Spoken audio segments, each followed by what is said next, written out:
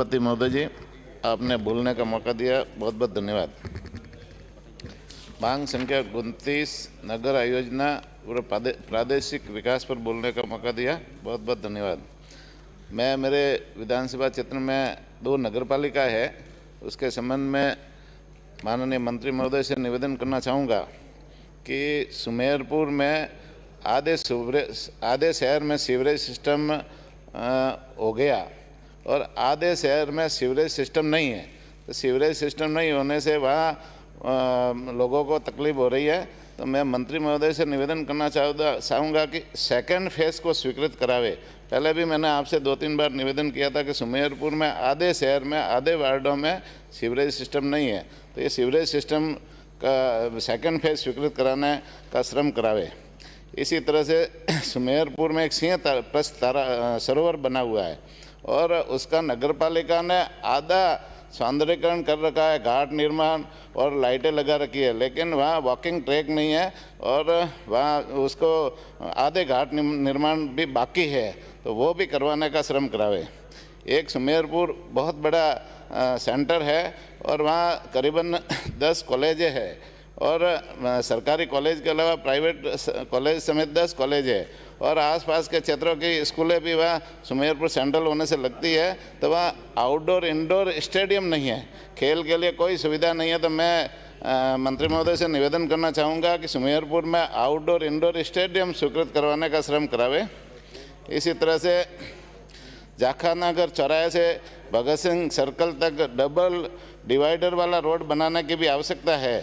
हर पंचायत समिति स्तर पर एक नंदीशाला खोलने की जो सरकार ने घोषणा की थी, तो मैं मंत्री महोदय से निवेदन करना चाहूँगा कि नगरपालिका सुमेरपुर ने नगरपालिका बोर्ड में नंदीशाला खोलने के लिए ज़मीन आरक्षित कर दी है।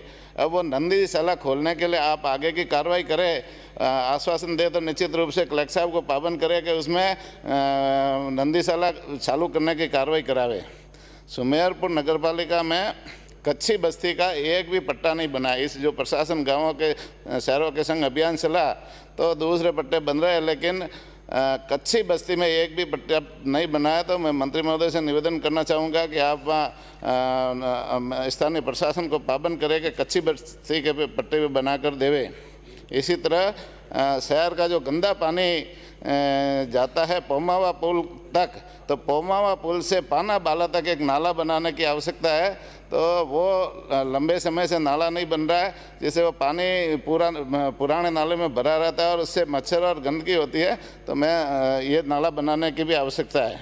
इसी तरह से दूसरी जो नगरपालिका है तखतगढ़ में एक टाउन हॉल बनाने की आवश्यकता है। गांव के पास में बड़ा तालाब है, वो पानी पीने के लिए काम आता है, उस तालाब का भी सौंदर्यीकरण करवाने की आवश्यकता है। जोगी समाज के लिए वह शमशान घाट नहीं है, तो वो समाज जब भी कोई उनके परिवार में कोई डेथ होती है तो अपनी बॉडी लेकर के इधर उधर भटकते हैं, कोई उनको दाह संस्कार करने भी नहीं देता। तो मैं मंत्री महोदय से निवेदन करना चाहूँगा कि वहाँ जोगी समाज के लिए शमशान घाट की भूमि आवंटन करवा करके शमशान घाट भी आवंटित कराए। इसी तरह से तखतगढ़ में भी सीवरेज सिस्टम 2005 में हुआ था और वो सीवरेज 2 मिनट सभापति महोदय जी, वो सीवरेज सिस्टम बिल्कुल बंद पड़ा है। सरकार का पैसा पूरी तरह से वो बर्बाद हुआ है।